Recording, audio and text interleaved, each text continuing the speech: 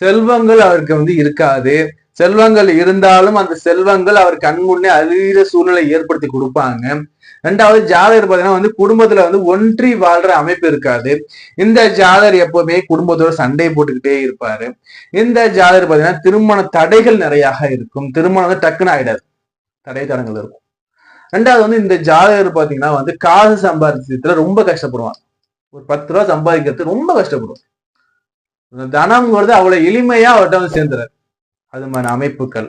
அதே மாதிரி ஜாதகர் பாத்தீங்கன்னா கண் குறைபாடுகள், காதுல குறைபாடு ஏற்படுத்தி தர்றது, இந்த தாடையெல்லாம் ஒழுங்கா இல்ல, பல்லெல்லாம் ஒரு சீரா இல்ல, குறுக்க நெருக்க பல்கள் அமைஞ்சிருக்கு, பல் சீரா இல்லைங்கிறதுலாம் இந்த 2ஆம் இடத்துல மாந்தி அமைஞ்சிருப்பாங்க. சிலருக்கு பேச்சுங்கிறது தடுமாற்றமா இருக்கும்.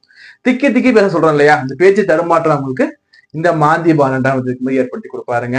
அடுத்தபடியா 3ஆம் இடத்துல மாந்தி. 3ஆம் இடத்துல மாந்திங்கிறது பாத்தீங்கன்னா ஒரு வகையில அவர் வெற்றி